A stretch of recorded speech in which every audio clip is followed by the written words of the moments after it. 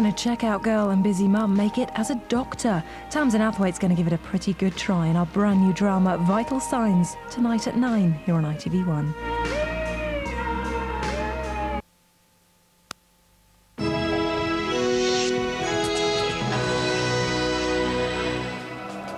Just like the bad old days, are these Polish thugs about to turn the World Cup into a battleground? Hello, good morning. This is the News Hour on GMTV. It's 6 o'clock on Thursday, the 20th of April, 2006.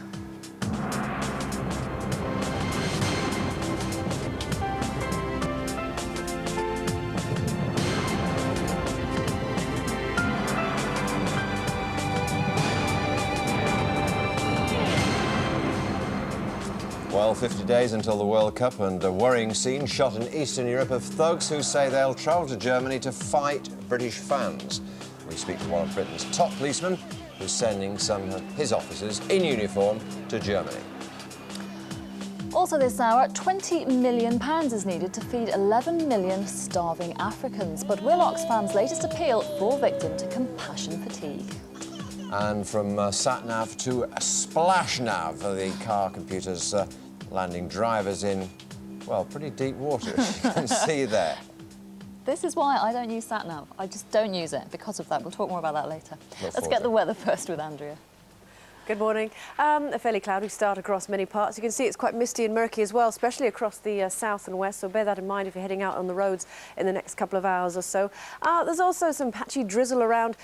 Some places managing to catch some kind of sunshine, mainly across the far south and east, across the Channel Islands. Also looking a bit grey across Scotland this morning. As we go into this afternoon, what we will see is rather more persistent rain pushing in across parts of Ireland into the southwest. Some sunshine managing to hang on across the far south and east, maybe into East Anglia, but generally speaking, it's a grey and showery picture. Best of the temperatures in the south. John. Thanks very much indeed, Andrew. Our top story this morning, an emergency package of measures to protect the public from high-risk offenders will be announced today by the Home Secretary, Charles Clarke. Denise Gravel has the details. Charles. The Home Secretary's get-tough approach follows an increasingly long list of crimes committed by offenders while they were on probation. One of the most horrific was the murder of schoolgirl Mary-Ann Lenihan, who was raped and stabbed by a gang of men, 4 of whom, it turned out, were under probation supervision at the time of the killing. The Home Office was already under fire following the murder of wealthy London financier John Monckton at his luxury home. Damien Hanson, convicted along with drug dealer Elliot White, had only been let out of jail 3 months earlier after being released halfway through a 12-year sentence for attempted murder. It's expected supervision orders will be made tougher, with offenders limited as to how much alcohol they can drink, put under curfew and even banned from sports grounds. Opposition from human rights groups is expected, but breaching the new order could carry a maximum sentence of 5 years in jail. That report from Denise Gravel. Let's get this morning's other news stories, and we're joined this morning by Sarah Gatenby. Good morning. Thanks, Jackie. Good morning. Good morning. Oxfam is launching its biggest ever food crisis appeal to help drought-stricken areas of East Africa. The charity hopes to raise £20 million to help millions of people at risk of starvation in countries like Somalia and Kenya. It says there are already reports of people dying because of a shortage of food, and recent rain has increased the risk of disease. Michael Barrymore has welcomed the police's decision to review the death of Stuart Lubbock. The 31-year-old died at a party held at the entertainer's Essex home. Police say they may re-interview Mr Barrymore, who's due back in Britain next week. Robin Ross reports. It's been 5 years since the body of Stuart Lubbock was found drowned in Michael Barrymore's swimming pool. The 31-year-old had suffered severe internal injuries. A coroner recorded an open verdict, and despite a lengthy police investigation, no one has ever been charged. Now detectives say they ought to review the case. Stuart's father is hoping for answers. People that were at that party may have remembered something small that happened, or maybe they know something big that happened, and maybe their conscience is pricking them a bit. Barrymore has vowed to do all he can to help police. At the time of the incident, he defended himself. I am not responsible for Stuart getting into the pool, and I'm not responsible for his death. Essex police say the review is routine and that it's possible that Barrymore and others will be re-interviewed. The entertainer moved to New Zealand 3 years ago after the case left his career in tatters. Local press there say he's due back in Britain next week. Almost 2/3 of burglary victims are in their homes while the crime's taking place. Most are completely unaware they're being burgled, according to new research. The charity Victim Support says 1/4 of us are burgled more than once. The most common items stolen are cash, checkbooks and credit cards. Drunken stag and hen parties who get themselves into trouble abroad should have to pay for help from British diplomats. Consular staff already have the power to make people pay for their services, but it's rarely enforced. The Commons Public Accounts Committee says the number of boozy pre-wedding parties overseas has risen by 70%. It wants more revellers to be made to pay for any help they get. Now, the traditional British cafe is in danger of disappearing, according to a new campaign. It claims continental-style coffee shops are pushing old-fashioned cafes out of the high street. Researchers found 1/3 of people questioned knew of a cafe which was closing in their area. The Save the Proper British Cafe campaign says unless the trend is reversed, most traditional greasy spoons could die out within 5 years. And it's 6 minutes past 6. I'm back in half an hour now. Over to Jackie and John. Thank you, Sarah. Let's take a look at the papers today. I've got the broadsheets to start off with there.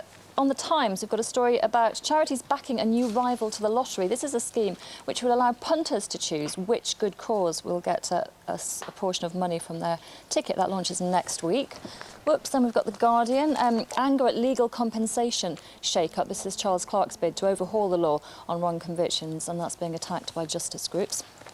On the Daily Telegraph, we got that story about the decline of the Great British Breakfast that Sarah just mentioned. Also a story about a dignity nurse in every hospital. This is a special nurse who's going to be appointed in every health service hospital to ensure that elderly patients get treated with the respect they deserve.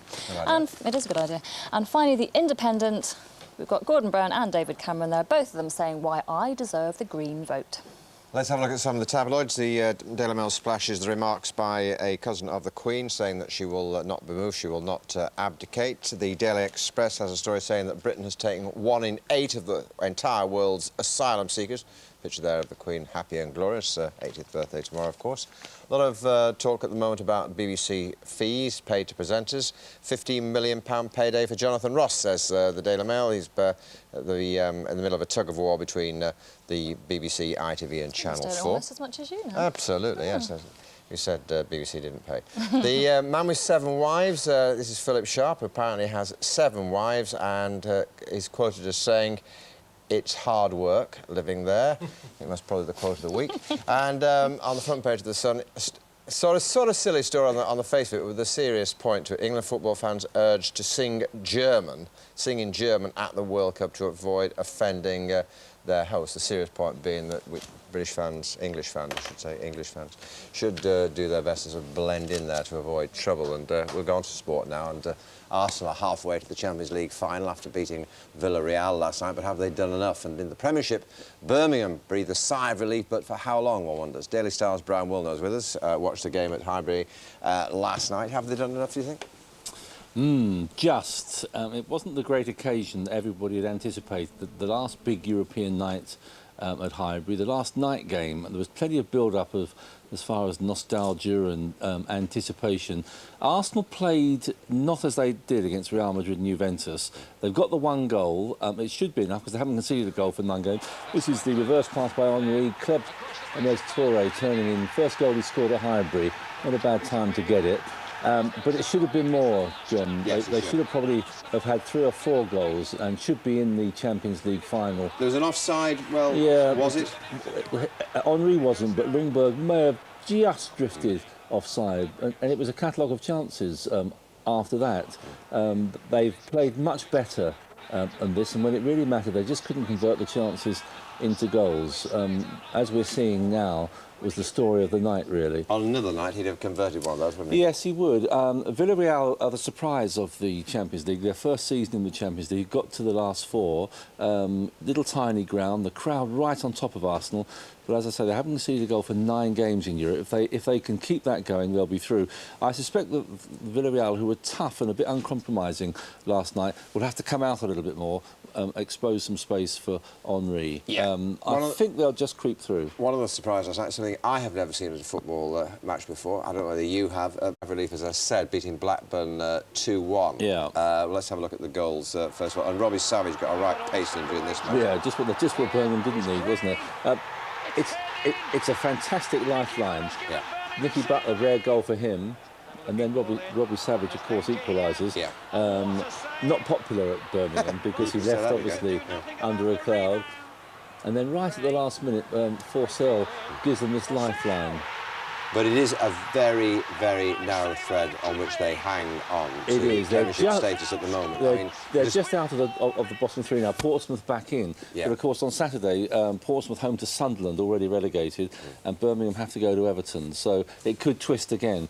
But it makes it interesting, and Birmingham winning just keeps everyone thinking, oh, I wonder who's going to go down. Come on, what's your bet? Who's going to go down? Sunderland we know are going to go down. What about the other three? I think that West Brom and Birmingham will go down. West Brom and Birmingham. So Harry will get away with it again, yeah, old Harry Houdini, but there's going to be twists and turns right the way through. Good to see you, Brian. Thanks so much, Steve, for being with us. It's 11 minutes past 6. Now, can large multinational companies ever be ethical? Recently, many high-profile ethical brands have been gobbled up by big companies. The latest, Linda McCartney's vegetarian food range, which could be sold to Nestle. So does selling up mean selling out? And do big companies really want to be ethical, or is it just about profit? Here's Michelle Morrison. The late Linda McCartney was known for her work as an animal rights champion. In 1991, she launched her own brand of vegetarian frozen meals, which have occupied supermarket freezers ever since. Her meals were her attempt to give people a choice to eat well without treating animals unethically. In 1999, Heinz bought the company, and now it looks as though the brand could be sold again, this time to multinational giant Nestle. That's a move which could anger ethical campaigners who have challenged Nestle in the past over its marketing of baby food in the developing world. Just last month, The Body Shop, best known for its no testing on animals policy and selling only ethical products, was taken over by cosmetics giant L'Oreal, which has been criticised in the past for experimenting on animals. And last year, Cadbury bought chocolate brand Green & Black's. The company was set up in the 90s by a husband and wife team who were committed to buying fair trade cocoa beans and making only organic products. The question is, by selling up to multinational giants, are these smaller companies selling out on their principles? Well, to help answer those questions, I'm joined by Dr. Alan Knight from the Sustainable Development Commission, who advises big companies on ethical responsibilities. Good morning to you. But just briefly explain, what sort of advice do you give these companies? Because it's quite a tricky area. It's really making sure they understand where their products come from and how they're made, and where there's a real negative issue, such as child labour, poor wages, poor payments for farmers, they do whatever they can to address those issues. Now, we've just seen there Michelle talking about 3 big companies. I mean, are they just selling out? Why are they doing this? The small companies which are being sold are probably looking for a larger market share, and they need the support of a big company to do that. These small companies are very true to very high standards, and what I'm interested in seeing, will somebody like Cadbury's actually absorb some of those values from the Green & Black's range into every single product they sell. Well, that's the big question, isn't it? Because surely when the big companies take over, there's got to be a big danger of the brands being watered down, because the big companies just don't have the expertise in these sort of niche areas, do they? But on something like chocolate, that's going to be very hard to do, because Green & Black's sort of brand essence is it's fair trade and it's organic. And both those things are independently certified. So the certifiers won't let that brand diluted, because they'll take away the certification. You know, what's exciting, what the opportunity is how will those high organic and ethical standards impact on the main range of the whole of Cadbury's? Well, that is an interesting point. We should wait to see. But, of course, the other thing is management styles must be very different in both companies. So how do they sort of rub along together? Because surely the ethical companies and the big multinationals have got totally different styles of doing things. It's making it work. I mean, the small companies have that strong entrepreneurial flair. I mean, look at Anita Roddick, a very good entrepreneur, you know, made things happen and challenged the status quo. The big companies are good at getting larger market share and getting larger volumes of products to the customers. What we want to try and see happen is, you know, the good aspects of the small ethical ranges being embedded in the large ranges where you have the mass volume. What about customers? Because a recent survey has shown that with the Body Shop, for example, customer levels of satisfaction have fallen since it was taken over by L'Oreal. And of course, the Body Shop, famous for its ethics towards animals, L'Oreal, famous in the past, certainly for animal testing. Surely it can't be good for customers. Well, the customers have got to make it clear why they're moving away from the brand, and perhaps L'Oreal have got more work to do to actually show that the values which are true to Body Shop will be maintained and perhaps absorbed by the larger brand. And perhaps that's where L'Oreal's going wrong. People are associating now Body Shop with L'Oreal's values and not L'Oreal with Body Shop values. Sure, yeah. OK, well, it's a tricky subject, but thank you very much. Thank you. Thank you so much. And you can find more about ethical products on our website. That is, of course, gm.tv. Time now 16 minutes past 6. You're watching the News Hour here on GMTV. These are the headlines you're waking up to this morning. The Home Secretary, Charles Clarke, is to announce a new package of measures to protect the public from high-risk offenders. They'll face tougher supervision when released on probation. Oxfam has launched its biggest ever food crisis appeal to raise £20 million to help drought-stricken areas of East Africa. It says 11 million people are in urgent need of help. And a campaign has been launched to save the traditional British cafe against the onslaught by continental-style coffee bars. Now then, with just 50 days to go until the World Cup begins in Germany, final security preparations are being made, and a good thing too. Worrying footage shown by ITV News last night, shot in Poland, reveals many so-called football fans intent on causing trouble, deliberately targeting British fans. Something of a challenge then for my next guest, the Deputy Chief Constable of British Transport Police, Andy Trotter. Good to see you. Thanks very much indeed for getting up to talk to us. I saw that report on the 5:30 AM news this morning. I found it very disturbing indeed. They have a big problem in Poland, don't they? A lot of thugs hell-bent, apparently, on causing trouble. That's a big problem for you too, isn't it? I think it's a real worry. I mean, there's no doubt about it. There's been a rise in football hooliganism in Eastern Europe and Poland in particular. Having said that, I don't think we should demonise any particular group that's going to the World Cup. I think by using good intelligence and firm policing and good security, all the police forces working together under the control of the German police, I think there's a good chance we're going to have a safe World Cup. Well, I'm sure you've got good intelligence, but what emerged in that report on ITV News last night was that the Polish police, it seems like 20 years behind the rest of Europe. I mean, they do not have a comprehensive sort of list, apparently, of who the real troublemakers are and what their movements are likely to be. I certainly think there's going to be some challenges, without a doubt. There'll be some groups there intent on causing problems. But having said that, we know that the vast majority of fans from all countries want to enjoy themselves.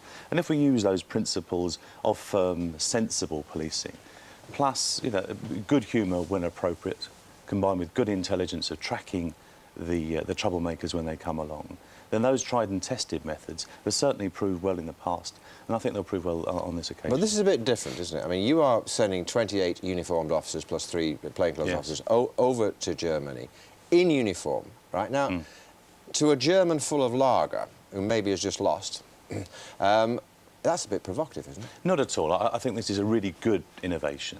The fact we're working so closely with the German Federal Police, the British Transport Police officers going over will have full powers to work alongside them. We'll be able to liaise between the English fans and the German authorities to smooth the way, to get rid of any misunderstandings. We've got officers who can speak German, who can help to liaise between the fans. And as a result, I think we can prevent trouble from happening. You will have powers of arrest, and obviously you can arrest British fans. What happens if you see a German causing trouble? Well, we're working with the German Federal Police. They're coming over and training our officers over the next few weeks, making sure that we all know exactly what the protocols are going to be. But as police officers with powers, we'll be there to support our German colleagues. So you could arrest a German? We'll be there with them, under their authority and under their direction. But as police officers with powers, we'll use them as appropriate. What about that front page story in The Sun this morning encouraging English fans to sing in German? I mean, I can't see any of them doing that, but behind that was a serious sort of message that we should do our best to blend in, as it were. I think so. I hope that the fans go over there and enjoy themselves and have fun and learn something about, going to Germany, learn something about the local culture and, at the same time, respect our hosts. I think the English football fans' reputation is on the line. It's improved very much over recent years, and let's hope it improves even more, that everyone enjoys themselves and have fun. But the reason we're sending so many police officers from many forces, including British Transport Police, is to make sure that we can keep it safe and secure wherever possible and assist our German colleagues in so doing. We wish you all the very best. Thanks very much, Steve, for being with us. After the break, we'll be speaking to the solicitor representing Stuart Lubbock's family after police revealed they're looking again at his death at Michael Barrymore's house. Yes, and Andrea will, of course, have a full roundup of the weather.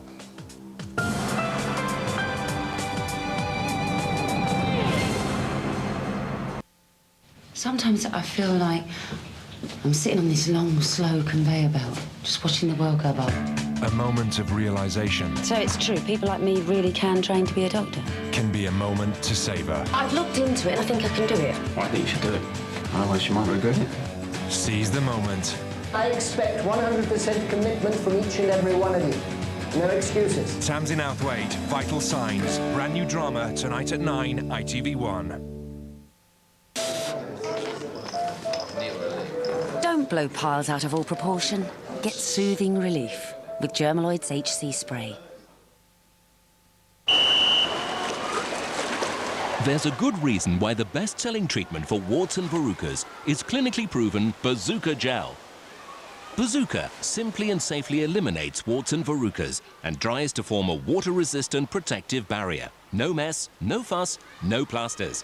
So for a painless answer to warts and verrucas, ask your pharmacist for the #1 selling Bazooka Gel. And bazooka that verruca.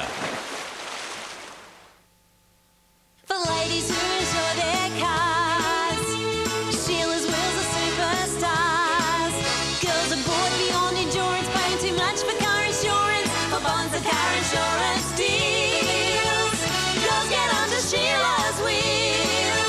Women make the safest drivers, we could save a bunch of fibers. For bonds and car insurance deals, girls get under Sheila's wheels.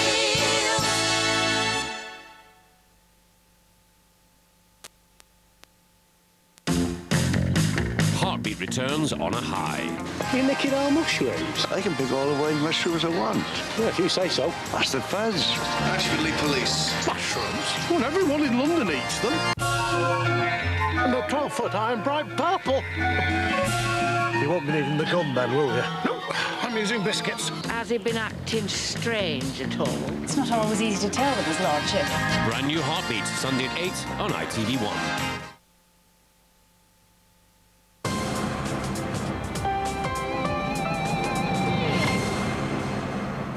Welcome back, it's 6:22. Now, the TV entertainer Michael Barrymore could be questioned again by police over the death of Stuart Lubbock in his swimming pool.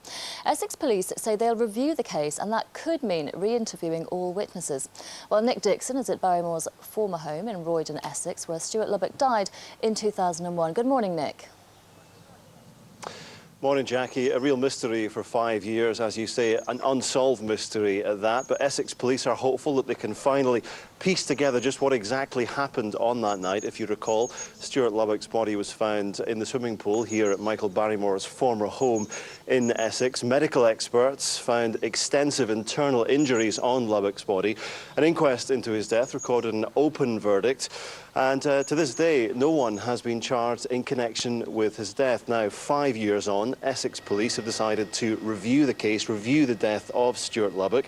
They say there's no new evidence to report as yet, but the inquiry is at a very early stage. But it could well mean that Michael Barrymore is once again questioned by police. And indeed one of the, or more of the 8 others who were at the party here at his former home on that night. Now, I spoke to the Lubbock family last night. They clearly welcome this news from Essex police. I had a chat to Stuart Lubbock's father, Terry, and he's hopeful that this news will reignite the investigation. People that were at that party may have remembered something small that happened, or maybe they know something big that happened, and maybe their conscience is pricking them a bit. Well, as for Michael Barrymore, he's out of the country at the moment and has been for some time. He's in New Zealand, but according to reports, he's due back in the UK next week. He's issued a statement saying that he continues to support the Lubbock family and the investigation, and he'll do whatever he can to assist the police, Jackie. Nick, thank you very much. Well, as Nick mentioned there, last night Michael Barrymore did say he welcomed the inquiry and he vowed to do all he could to help the police. In an exclusive interview with GMTV back in 2002, this is what he had to say then. I can't be any more sorry about what happened. I don't know how Stuart got into the pool, but I am not responsible for Stuart getting into the pool, and I'm not responsible for his death. Michael Barrymore in 2002 there. Well, I'm joined in the studio now by the Lubbock family solicitor, Tony Bennett. Good morning to you. Good morning. Now, the saga continues that no charges were ever brought, an open verdict at the inquest. The Lubbock family did try to open a private prosecution and failed due to insufficient evidence. So they must be quite happy that this has now developed. Oh yes, Mr. Lubbock is delighted that there's going to be a review, and I understand it's going to be quite a thorough review. I've heard that there are going to be a team of officers involved. It's not just, I think, a paper review, but I do expect some of those who were interviewed before to be re-interviewed. No. And of course they have quite a lot to tell. Well, that's what I was going to say. Now, is this an indication that there was some flaw in the original inquiry? The police are insisting it's routine, a routine re-look at the evidence. But is there something new that we don't know about? The police have admitted that there were flaws in the original inquiry and investigation. One of the most serious was the failure to preserve evidence at the scene. It wasn't declared a crime scene until 2 weeks later, and vital evidence was lost. And there were also flaws in the pathology investigation by Dr. Heath, who omitted several important things from his findings. But at the end of the day, the police established that there was a violent assault, and have always said there was a violent assault. They referred to a wall of silence and just hoped that in the course of time perhaps allegiances would change and that someday somebody would come forward and tell what happened. And you think that's what's happened now? Somebody has come forward? There has been a development in that one of the female witnesses has been under investigation for perjury since February. And that's a parallel investigation that's going on. She, I think, probably has things to tell the police. I don't know whether that's related or not, but certainly some of the witnesses who've spoken so far publicly in the press have not told the real story of what happened at the party, which I've been able to investigate over the last 2 or 3 months. There's definitely significant facts to come out, no doubt about it. OK, well, certainly will be very interesting, and the saga continues. Tony Bennett, thank you very much for joining us. Thank you. Time now, 27 minutes past 6. Let's catch up on the weather with Andrea, who will tell us what's going to happen, not just tomorrow, I guess, but for the weekend as well, maybe. And so for the north of England and North Wales, we'll have... GMTV weather, sponsored by Nestle Cereals. Whole grain for the whole family every morning. Hello there, good morning. Cloudy picture just about everywhere, as you can see across the country today. If we take a look underneath, what's maybe not being picked up is just how misty and murky it is just across the southwest and some southern counties of England through this morning. Elsewhere, well, as you can see, grey skies. There's bits and pieces of rain around. Let's take a look at this morning's chart. We can see all that in more detail. There's that mist and murk, as I said. Bits and pieces of rain around. It's not necessarily heavy. It is fairly light and patchy. And although it's cloudy at the moment in the southeast, hopefully as the morning goes on, we could well see some sunnier outbreaks across the far southeast and across the Channel Islands as well. Now then, let's see what's happening for this afternoon.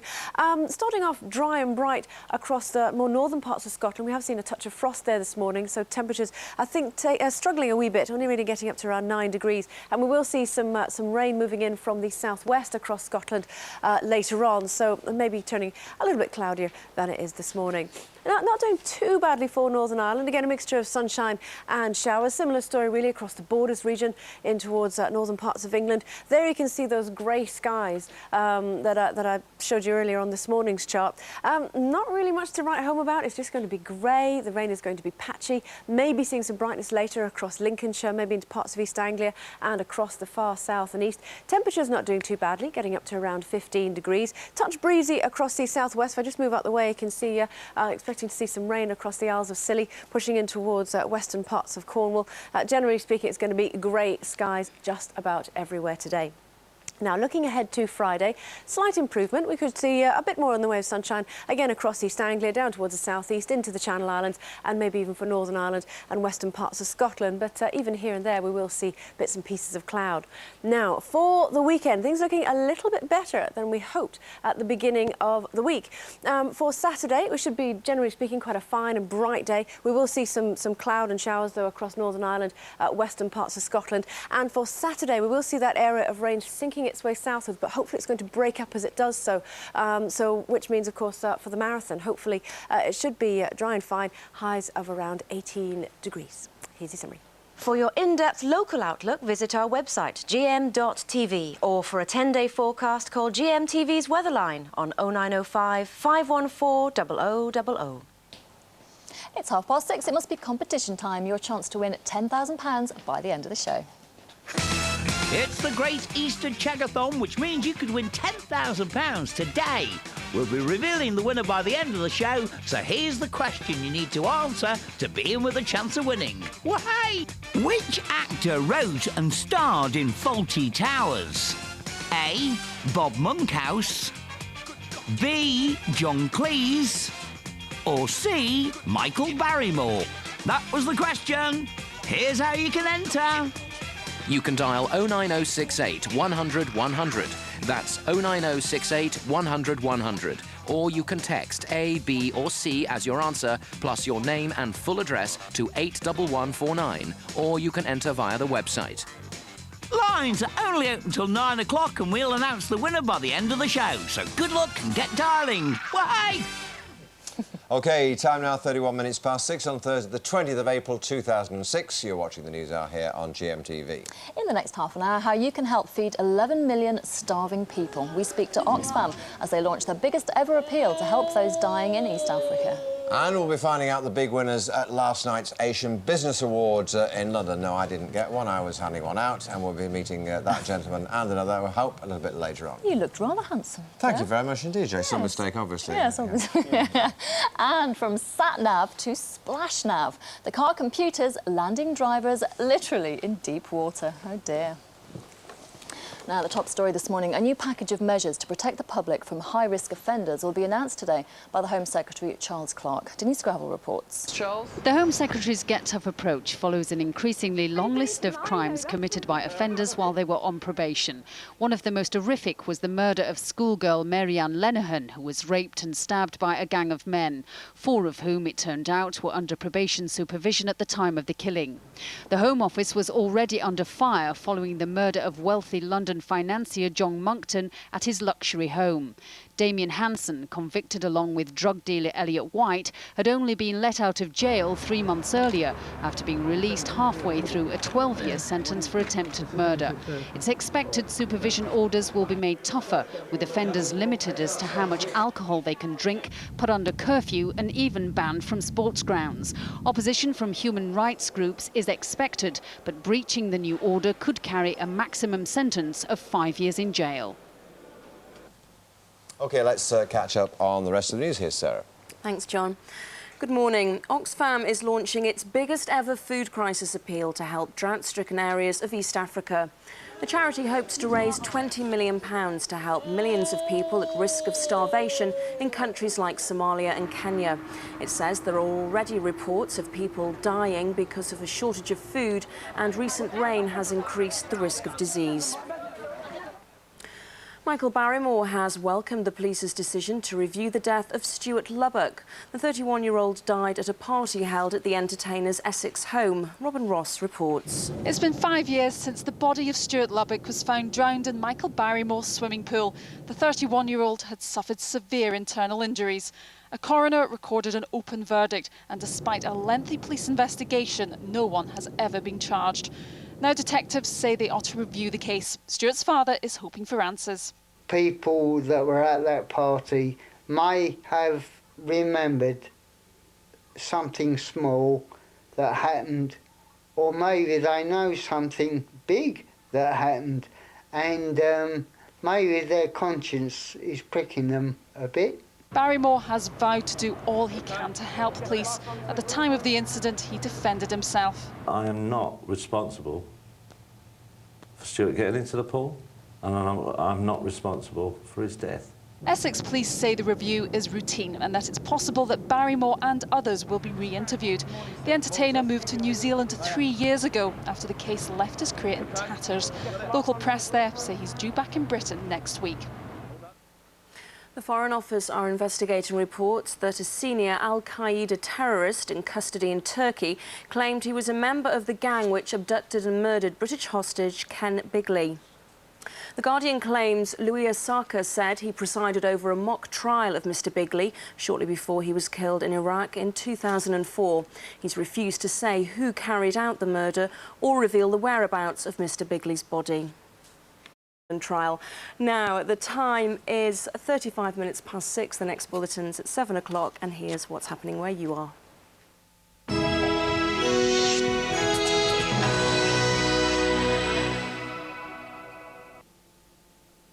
Good morning and welcome to the breakfast news from ITV Granada. First, Michael Shields could find out today if his appeal against his conviction's been successful.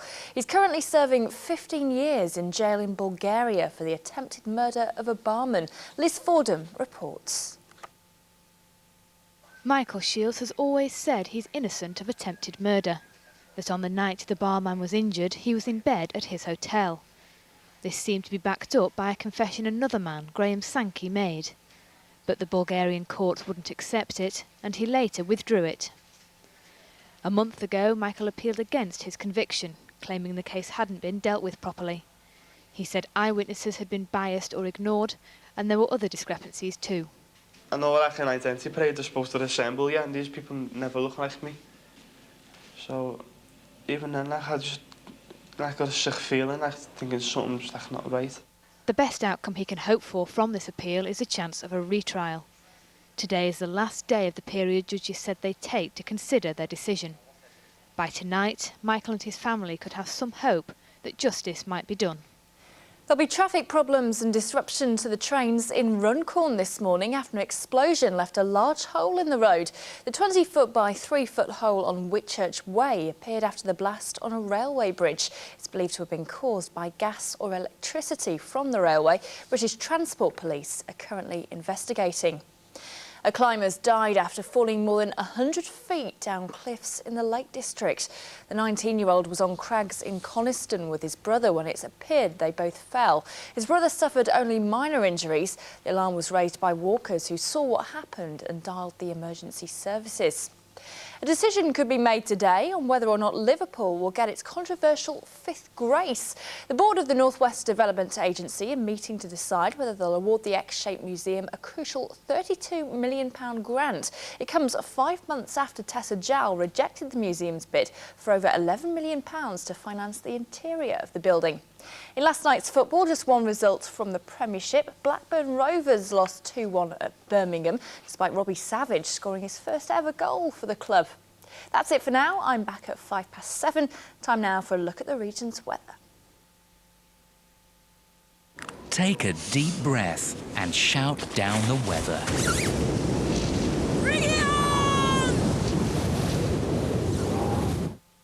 A fairly misty start with largely cloudy skies, giving some patchy light rain and drizzle. This afternoon, again, mainly cloudy with more light rain, highs of around 14 degrees.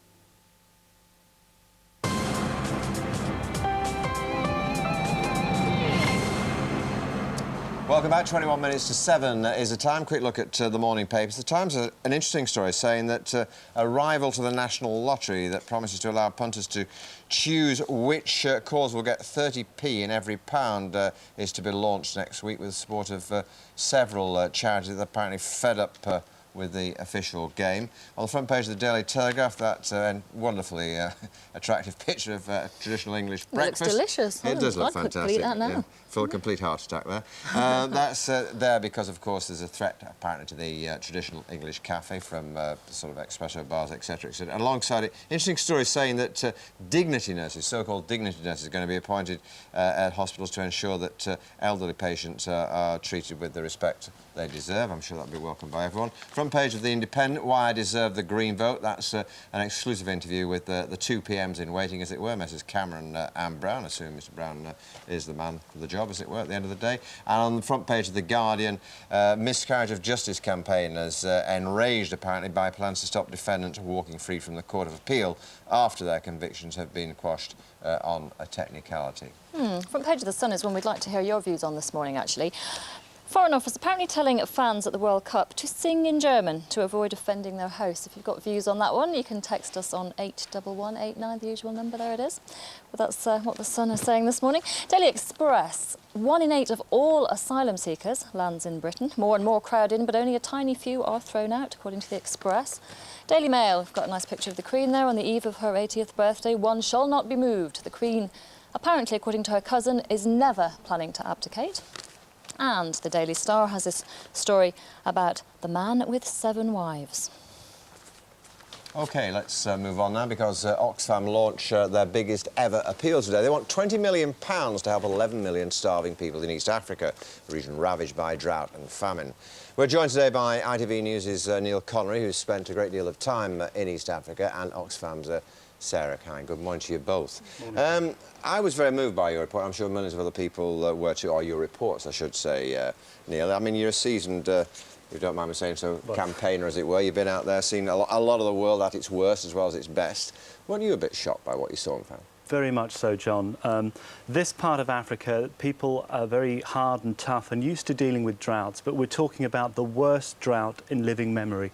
Every single person that I met in Kenya and in Somalia, they told me that they'd never witnessed scenes like this. The suffering is on an enormous scale and the need is very real and very urgent. And the big problem is the cattle that have been killed off in their thousands, and because they depend so much on that cattle, don't they? Absolutely. These are pastoralists. They need these cattle to survive. They've been completely wiped out. So even though there has been some limited rain in the past 2 weeks, it's rather an academic question because the damage has been done. These people's livelihoods are now ruined. So the question for them is, what are they going to survive on? How they're going to get through the next few years? It's a very bleak situation. Sarah, the British public have a great reputation, quite properly, for generosity towards others, and never more so than during the tsunami, which we all saw. That was live. It was Christmas or just after Christmas. It was in our homes. We were watching live pictures of this tragic, terrible...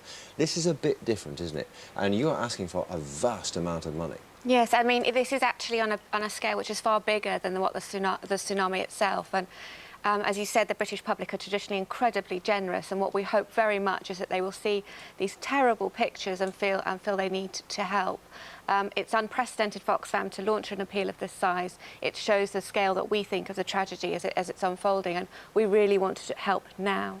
Because quick fixes don't work in this particular situation now, do they? They don't. The problems are so complex here in terms of aid distribution, particularly in countries like Somalia, which has suffered from civil war and insecurity for so long.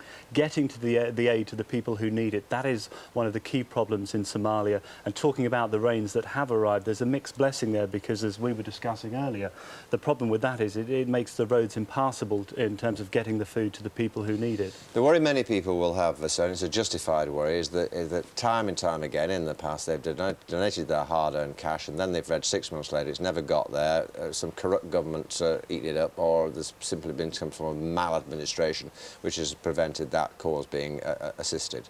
What can you say to those people this morning? Well, I mean, there are obviously cases where aid does go missing, but I think they're quite rare, and overall we're quite confident that the aid can get through. We're working closely with the governments in the region. The Kenyan government has actually been doing a lot itself already. It's doing the most, of course, in terms of giving money, in terms of support, but this is such a huge tragedy, and it's very difficult for a government like Kenya, which is relatively poor, to cope with something of this scale. And similarly for countries like Somalia, which are racked by conflict, it really does require outside assistance. And sadly, actually, the reason we're launching this appeal now is that the international community has failed so far to step up to the plate and provide enough money, and so we have to go to the public and ask them for support. Well, wish you well. Thank you very much to you, Sarah, for being with us. Neil, thank you very much indeed to you. And if you want to find out more about Oxfam's campaign, log on to our website, usual place, gm.tv. You're watching the News Hour on GMTV. This morning's headlines. The Home Secretary Charles Clarke is to announce a new package of measures to protect the public from high-risk offenders. They'll face tougher supervision when released on probation. I'd consider... Michael Barrymore has welcomed the decision by the police to review the death of Stuart Lubbock, whose body was found at Mr Barrymore's home. He may be interviewed by police as part of this process. And a campaign's been launched to save the traditional British cafe against the onslaught by continental-style coffee bars. Now, it may be a must-have gadget for the modern car owner, but satellite navigation is landing some drivers, quite literally, in very deep water. Rachel Harrison is in Luckington in Wiltshire to tell us more. Now, Rachel, quite apart from the problem drivers are having there, I do believe you have a small personal problem in the form of a leaking welly? I did have a leaking welly, yes, you're very right, and I've had to amend that problem very quickly. But I have to say that we've all heard about lorries driving through small country villages, but not many people would actually drive through the River Avon. But that's exactly what some sat navigation drivers have been doing. It's a marvellous thing, modern technology. Even when a road is closed, SatNav finds you an alternative route. Unfortunately, this one goes straight through a river. It doesn't have brains in the way that we have brains, so it doesn't logically think it's been raining and therefore, you know, it's flooded. So there's a good argument for 4x4s. Over the last month, dozens of drivers passing through the village of Luckington have put their faith in technology and become well and truly stuck. I've come over the wall and to talk to somebody sitting in a van in the Ford, and he said, "But my sat-nav told me to come this way." At least there's still one form of horsepower that manages very well without a computer. Now, I'm going to come to the defence of some of those drivers because, as you can see, there's a dirt track which actually brings you down to the ford here. And the first thing the driver will see is this little water gauge. Now, the water gauge says that it's less than 1 foot deep. So you might think, well, that's OK, it's well below my tyre level. However, this has been positioned in the shallowest part of the ford. And if you watch me walk straight through now, you realise that as I go further, it gets much deeper. And of course, when it's been raining, it'll get even worse. And at some points, it's been up to 2 to 3 feet deep. This is well above a tyre level of a car. Not only that, the other problem is that it's a dirt, stony truck there. But when you actually get into the ford, it's pure silt, which is why it is so boggy, and so many drivers have actually got stuck. Now, the village has come into its own because many of them have said, OK, well, what can we do about it? Well, the local farmer's making a bit of extra cash. He's charging £25 to get his tractor to pull vehicles out, and the lady in the cottage to the left of me is actually offering a free tumble-dry service for those who get a little bit wet, like I have this morning. And I can tell you, if you're a driver that's stuck in the middle of this, the last thing you need to be told by your sat navigation system is a turn around when possible. That, Rachel, is why I don't use sat-nav, because I have followed a cameraman who says, follow me, it'll be quicker. And I've seen him go down one-way streets and no entry roads because the sat-nav tells him to. I don't use it. Stick to maps, that's my advice. Well, they're great. They have their uses, but not always, I think, and this proves the perfect example. You get out of the water, Rachel. Thanks ever so much. OK, time now 12 minutes to 7. Very good morning to you if you're just joining us. Now, if anyone ever doubted the impact Britain's Asian community has on the economy, hear this. Recent figures show Asians make up 4% of the population, but account for 10% of the wealth created by business. Well, last night, that success was recognised at the Asian Business Awards, now in their 10th year, which I attended. And we're joined now by two of last night's winners, Carl Sandhu and Lord Paul. Very good morning to you both, especially you, Carl, who I gather you're up till 4 o'clock this morning celebrating your success. Very well done. So great to see you here. Yours is a fabulous story. You started out on the market at age 14, yeah? That's correct, yes. What were you selling? Anything and everything, really. You know, it was clothes, a variety of things. With your brother and your father? That's correct, yes. In the best of Asian traditions? Absolutely. A family affair. Then you spotted an opening in the market. What was that? Not that market, but the business market, as it were. Well, I spotted an opening. I was a member of a club myself, a health club, and I was kind of sitting there one day and I thought, you know, this is something I want to get involved in. And an opportunity came up and I didn't look back from there on in. And now it's alleged you're worth how many million? 50 million? Something like that. Something like that. He shrugs it off. But I mean, it's a great story. But to do that, to sort of get into that kind of business, I mean, obviously you need money. What else do you need? Nerve? I think the biggest thing you need determination. You need self-belief. You need guts, vision, and never give up. Lord Paul, why are Asian people so good at business?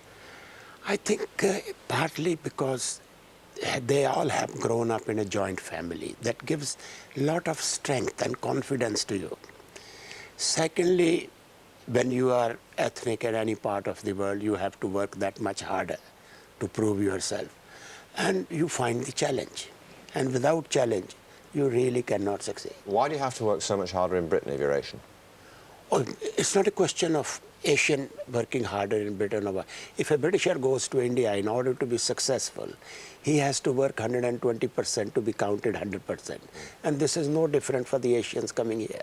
It's really part of, if you are ethnic in any country, you have to work that much harder to prove yourself. Now, you got your award, like the one Carl has here, for services to the community. You've done a great deal of charity work, and that charity work started in memory to your daughter, who sadly passed away after coming to this country for medical help, didn't she? Tell us about her and why that started. No, in 1966, my daughter fell ill when I was in India, and I brought her for treatment. We knew we were fighting a losing battle because she was suffering from leukemia. But she was in and out of the hospital for 22 months. And then we lost her. This was a very shattering experience, both for my wife and I. So I took what in India we call sannyas. You go into meditation and leave worldly life altogether. And the only reason I stayed in this country was because she had died here. And I wanted to live exactly in the place where she had died. And I still live there. And you set up a charity in her memory, for which you were rewarded last night, and I guess that award is for her as much as it's for you. It's a fabulous night last night, by the way. Sorry that there we are. There you are, getting your award. Thank you very much for inviting me and some of my colleagues. Claire Nazir was there, and Aruj Dafuicha. Great night. Thank you very much indeed for being with us this morning, and congratulations to you both. Thank you. Thank you very much, John. OK, Fiona and Ben here with GMTV today. In just a tick. Yeah, they'll have more on the Queen's 80th birthday celebrations. But first, of course, the weather with Andrea.